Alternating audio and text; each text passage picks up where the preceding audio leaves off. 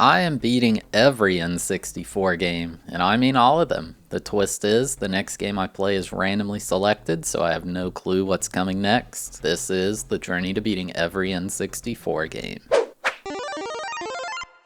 Game number 105, Duck Dodgers starring Daffy Duck. Released in 2000, this game was developed by Paradigm Entertainment and published by Infogrames. I feel like there was this trend back in the day of there being lots of licensed Looney Tunes games, as well as licensed Disney games. Not so much these days.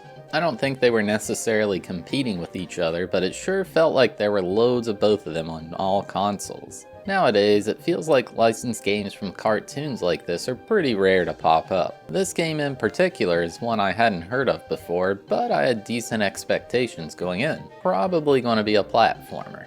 Let's get into it. The game opens with a cutscene showing Marvin the Martian saying he has built the ultimate weapon and it will allow him to destroy the Earth. When he tries to activate it, he discovers it's out of fuel and orders his minions to get him some energy atoms for it. We then see Duck Dodgers flying in a spaceship to some leader type guy who asks us to retrieve the atoms before Marvin does. We then go back onto our spaceship and see our trusty assistant, Porky Pig, as we fly off to the first planet. Porky informs us that we need to defeat the evil Hassan in order to leave this planet. For the gameplay, it's a 3D platformer. Duck Dodgers has the ability to run and jump, as well as kick enemies. He can also jump and stomp to destroy objects and kill enemies. The first planet gave me a feel that this was in the Flintstones for some reason. Maybe it's all the mining going on. While jumping around to get a feel for the game, I saw a green glowing orb. This is one of those energy atoms we're trying to gather to stop Marvin. Then there's these blue spiky things all over the place. These are quarks, and they heal you when you obtain them, the health being represented in the bottom left corner along with the number of lives. If you collect 50 quarks, you get a 1-up. One thing I really appreciated that the devs threw in is when you go to a new area, it lets you know how many atoms are in that area. This way, if you're trying to get them all, you can easily figure out where the ones you've missed are. In this area, I learned you can swim. The controls are really smooth too. Basically like swimming in Mario 64, but a bit more polished, I'd say. Later on in another room, it told me I needed to chase the miners into the pillar to make it fall. Literally, all I had to do was follow them through these tunnels and they'd panic and run out. They must have been running with unimaginable force because after 2 hits, the pillar fell over. When I left this room, I slid out into the starting area, and it showed a previously blocked tunnel being opened up. The game does this a lot with certain areas being inaccessible until you beat some other area. One thing to note with this game is the jumping physics are a bit odd.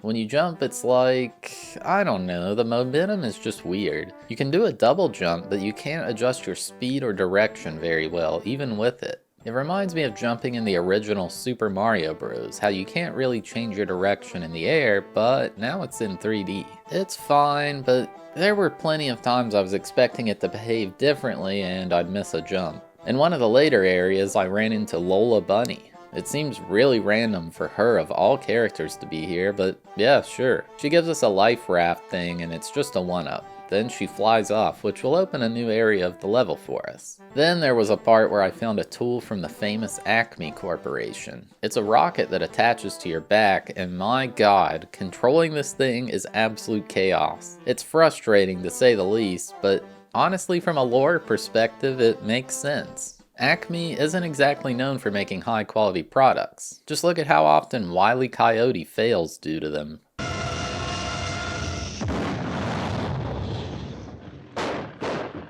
Reaching that atom wasn't the worst thing ever, but then I had to actually steer the rocket around rocks and over dangerous gaps. If you're going to get a game over anywhere in this first planet, it's definitely here. I then made my way outside of Hassan's palace and there was an atom in the pit just outside. However, there was a hungry giant worm in there to gobble me up. This is where the sneaking mechanic comes into play. Sometimes there will be enemies guarding areas that you need to sneak past. Speaking of this pit, there was seemingly no way across it. There was one spot that kinda looked like it was possible, but it just wasn't happening. I was banging my head against this wall repeatedly when I screwed up and got eaten by the snake. And it spat me out straight up in the air with enough height to easily make it into the palace. There's no way this is intended. I'm pretty sure the devs just didn't consider you could abuse that. Inside the palace, it felt like a completely different world. It's all white marble everywhere, and there's this talking treasure chest.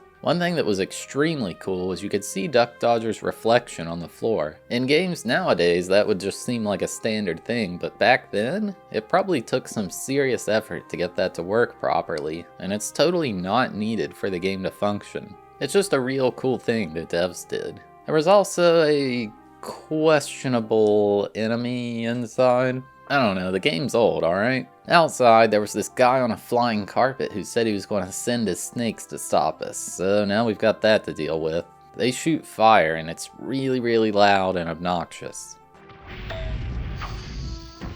Back in the palace now, I launched this guy into the ceiling. He was just trying to paint the place, but I'm sure he was a threat. It's kinda funny how he just gets stuck there, like he literally never falls down. The layout of this castle is questionable at best. I mean, there's spike pits and rotating logs with thorns on them all over the place. Who's meant to live in here? Finally though, I made it to Hassan's chamber. He's got a scimitar and he's out for blood. Essentially, he just wildly swings it to bash our head in, cracking the beautiful marble floor in the process. After a while, he gets stuck in the floor and we can pound on his head to damage him. This sends him into a spinning frenzy. Looks like Garen in League of Legends. After repeating that series of events about 5 times, Hassan was defeated. We see Duck Dodgers walk back to the spaceship in order to chase Marvin. He somehow runs out of fuel and crashes on a planet that I think is supposed to be Earth. However, the game just calls it Planet J. Porky tells us this planet is run by some dude named Rocky, so I guess we'll kick his butt too. On the new planet, it felt like an entirely different universe. We're in some big city at night, probably supposed to be New York City. There's people walking around, cars driving, there's a train that seems to never stop crossing the tracks. There's even this ball you can throw and have a doggy chase it. What a good boy. There's a building I went inside and I found myself in a boxing match. There's just a floating glove that I meant to use to beat this guy up. Hitting him was so awkward. It felt like I had to perfectly line myself up and you couldn't hit him in the body. You had to do like a tiny jump to be level with his head. At the top of your jump was too high. After what felt like forever, I knocked him out and was rewarded with an energy atom. This part sucked. Then I found myself in a museum. The guards here were ruthless trying to beat me up. I'm sure they'll think twice about that once I got a laser gun. That's right, fellas, watch out. With this, I destroyed a priceless vase that had a key inside. In a display of classic N64 jank, the key bounced inside of the wall, and I had no way to reach it. I think the painting in the room that just says sucker encapsulates this situation perfectly. The only thing I could do was reset the area and try again. And oh my god, the key tried to bounce inside the wall again. Thankfully, it let me pick it up this time. In the next room was the library. Here we learn how jacked Duck Dodgers is, as he easily pushes a bookcase that's like 4 times his height. This area had a super frustrating section where I had to carry a key. The key limits your movement speed and jump height, not to mention the spot where you literally just fall through the ground. Thank God it killed me down there instead of being a soft lock. After that, I was in a hedge maze where the camera shifted to an overhead view like I was being filmed from a drone. There's guards scattered throughout the maze, and if they find you, they kick your butt all the way back to the start. I think they took some inspiration from Pac-Man for this part. Duck Dodgers ends his reign of terror in the museum by getting greedy and trying to steal a giant gemstone. This caused the floor to fall in a strange pattern, and I fell to my death. The wild things in this level just kept on coming though. Now I'm in the world's smallest gym, and it wants me to play basketball. There's 3 balls sitting on the court for some reason, and I have to get 10 baskets within a time limit to earn an energy atom. Who set this challenge up? Why do they want me playing basketball? Oh, and if you're wondering, yeah, the shooting is incredibly janky. Then I went into the sewer and pressed a very sketchy looking button to help myself get more energy atoms. That's what Duck Dodgers starring Daffy Duck is all about, baby. Maybe I shouldn't have pushed that button though, because in that room was a huge sea monster thing. It reminds me of the eel from Mario 64. I made my escape from the sewers by sliding down the wet garbage chute. So glad I grabbed the energy atom first try, because this section it did not control well at all. You've got to be joking, oh my god. Then I made my way to an arcade. There I found the world's jankiest implementation of Pong ever created. Why is Daffy's head the thing we're hitting? And oh my god, the controls are so unbelievably sensitive. You gotta be a surgeon to win this game. When I did win, it rewarded me with the best message ever. I had now unlocked the ability to play Pong in 2-player mode with a friend. Man, I would have spent countless hours here as a kid if I had this game. After endless tasks, I'd finally made it to the boss of this place, who is named Rocky. Why does he have 6 monitors with Marvin on them? He's trapped on the platform with the Marvin monitors, so I guess he's got nothing better to do than throw bombs at us. I just threw them back over there until he was dead. Don't know where those bombs were coming from, really. With that done, it was time to go back to the spaceship and on to the next planet. Or so I thought. Instead, we see a space pirate ship and it grabs us and yanks us in. Who was piloting this ship? Why, none other than Yosemite Sam. He kept calling me a varmint, too. We're a prisoner on his ship and we've got to escape. This is a good time to talk about the graphics and music. I thought the graphics were pretty great in this one for the N64. It's supposed to look cartoony, and I think they nailed it. The character models and area textures all look nice, and the frame rate's pretty solid. The music is forgetful, honestly. It's more just background noise that you kind of tune out, but I guess at least it's better than having songs that drive you crazy. The ship was wild. How does he have all this technology anyway? I don't know, maybe Marvin gave it to him. There's electrical beams, robots that zap you if you get close, and even robot pirates. There was this huge vertical room I found one of those bombs Rocky had, except these bombs had an infinite fuse. Essentially, they'd stay lit until I threw them. Then there was this robot who said he's exhausted keeping track of all these little robots, and he wished someone would make his problem go away. Wait, what are these robots to him? Are they like his pets, or even worse, his children? Well, whatever they are, I had to kill them all. This opened a very out-of-place room that looked like a children's playroom in a hospital or something like that. A scientist was there with a very dangerous jetpack, and he wanted me to fly through some rings. Well, he's holding an energy atom hostage, so I may as well. I even smuggled the jetpack out when I was done. This let me completely cheese the next room, skipping all the platforming. Then there was something that absolutely came out of nowhere. This entire area turned into a first-person shooter.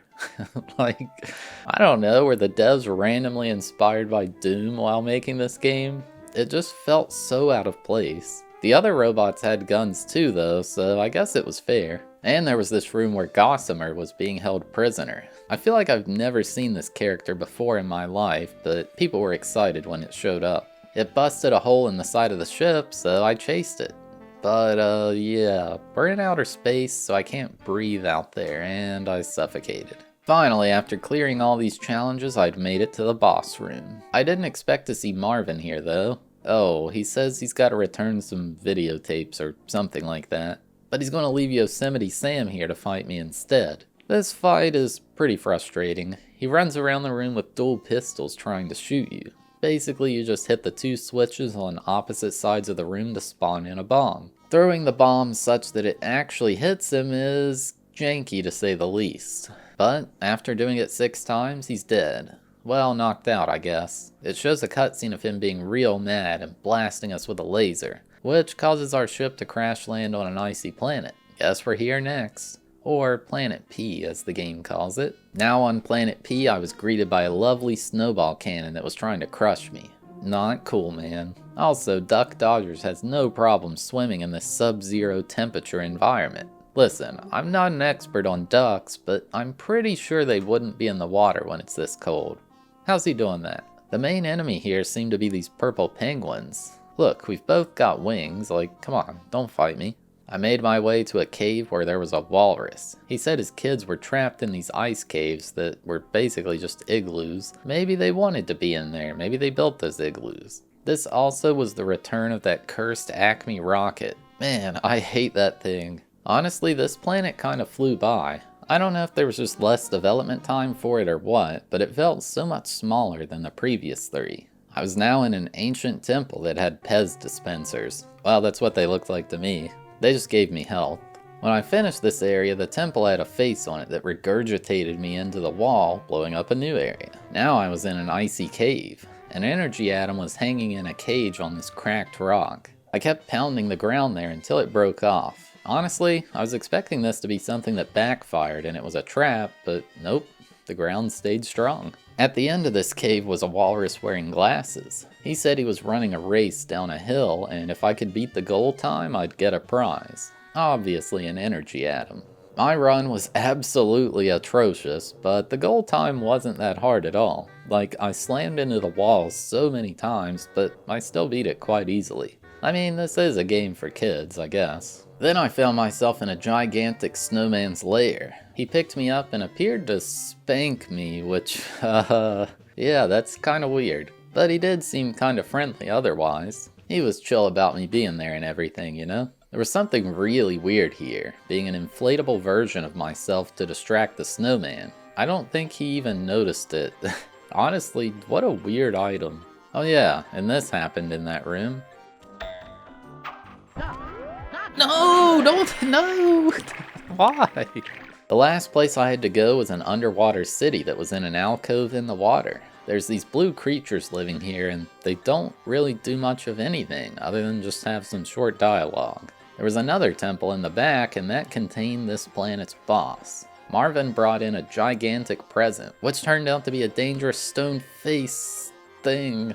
This was probably the most boring boss, honestly. It just bounces around the arena and you have to run away from it. After a certain amount of time, it slams into the ground, destroying all tiles except one piece. When it slams, it also takes damage. Just repeat that 4 times until it's dead. Now with that done, it's time. We're going to go to Planet X, where Marvin's headquarters is. We gotta stop him once and for all. Okay, I swear when I was back in like 6th grade, they said they discovered a new planet called Planet X. I don't know if any of y'all remember that, but I swear that's real. Also, Pluto's still a planet in my heart. Arriving on Planet X, I was greeted with a very purple environment, as well as some bouncing eyeballs. It reminds me of the Neversoft logo. God, I miss Neversoft. A bit of the way into the planet, I found what was presumably Marvin's HQ. I went into a red tunnel and ended up in a rocket. This thing controlled horribly. Like, controlling your direction is non-existent. Just go where the game decides to take you. Gossamer was floating around in this area as well. Good to see that it's still okay. The entrance to the base was guarded by one of Marvin's minions. He wouldn't let me in unless I showed him I had collected 6 energy atoms from this planet. I guess we're bribing him? I don't know, or maybe he thinks we're going to hand them over to Marvin. These were found in random caves outside the base, and they just had generic platforming sections to get them. Once I got those, I went inside the main area of the base. There was a bird here that looked like an off-brand Tweety, and it was speaking absolute nonsense. Tweety would never do this. There was a turtle in the next room who wanted me to fly through some rings. Man, this game sure took a lot of inspiration from Superman 64 with all these rings. His jetpack actually controlled pretty well. I guess Marvin keeps the best engineers close to home. Then there was a hallway that changed the gravity to be much lower. This heavily exaggerates the flaw with the momentum when you jump. Plus, you bounce off the walls. Thank God the entire game isn't like this. And then the next hallway changed speed to make everything in slow motion. Again, thank God the game isn't like this. After that, the opposite occurred. Everything was moving incredibly fast. Now this might make the game even better. Who doesn't like to go fast? Then there was this egg incubation room, which I have no clue what Marvin's got going on here. They walk around with shells still on them, and this guy needs to be stopped. Then I had to go into another FPS section and kill all the eggs around. Alternative title for this game, Duck Nukem. Still plays better than South Park 64. The final section, I ran into that turtle again, and he had an ingenious device. I could wear it to have the turrets think I was on Marvin's side. I mean, look at the design of this thing. This could fool any biometric sensor, and especially fool a real person. I now had all the atoms in the area and could go into the locked door from the start. There was a platform I stood on and I was transformed into something. I think I remember seeing this in the show back in the day, but that might just be a false memory. I had to run through a dangerous hallway to make it to a room with a different transformation device. This time it turned me into a bird. This thing was so jank. I had to go down an air vent and it was moving slowly and it looked like I was jumping every single frame. On the other side of the vent was bumpers like from a pinball machine, and they launched me backward. Finally, after that, I found a third transform machine that turned me back to normal. It was near the end now. The final guardian to Marvin's lair was a robot chicken. Oh my god, it's just like from Adult Swim. This guy sucks because it lays eggs that crack, and the splattered eggs on the floor make you slip and fall. The only way to damage it is shoot it in the head, which requires a perfectly height jump. It's real tedious to do. I hated this thing. Finally, after taking down Robot Chicken, I was in Marvin's lair. He flies around the room in a tiny flying saucer where I have to shoot him with the ray gun. This time it locks onto him for you, thankfully. He has a shield around him and you can only shoot him when it's not there. Even Marvin's pet dog is here trying to stop us too. You can't pet the dog, unfortunately. You know, Marvin's got a really nice looking office. He should just settle for being rich. Anyway, after shooting him enough times, his ship crashes and that's all there is for Marvin. We're congratulated on saving the world and told to come back for a victory party. A chicken along with Porky get off the ship to massive cheers from the crowd. When Duck Dodgers gets off, it's just crickets. Wow, no love for us. I collected all 100 energy atoms in this playthrough and you just get a tiny cutscene as a reward. Marvin promises to never try to conquer the Earth again, but says he's going to blow up Jupiter instead. We say, yeah, go for it. And he blows up his headquarters by mistake. Whoops. Yeah, then the credits play. Game complete. So yeah, there you have it. My journey to beating Duck Dodgers starring Daffy Duck. You know, this game's decent. It's not amazing, but it's definitely decent. The physics are a bit odd, but the game doesn't have anything super difficult to make them a problem. I thought the graphics were really nice and the game ran smooth enough. The different areas were cool, I especially liked World 2. I'd say the game started to lack content towards the end, which may be a sign of running out of dev time. Overall, it's worth checking out if you're looking for a new N64 game to play, I'd say. I gave it a 6.5 out of 10 for enjoyability and a 2 out of 10 for difficulty. Hey, thanks for watching the video. Have a sneak peek at the next game. 285 games on the list. Could be anything next, who knows? 3, 2, 1, go! 277, what the heck? We're playing Wipeout 64, what is that? What is that? So it has been decided. But yeah, if you made it all the way to the end, thank you so much for watching. I really appreciate it. If you enjoyed the video, consider giving it a like. It helps the channel a lot. And if you like this series, make sure to subscribe so you don't miss out on the next one.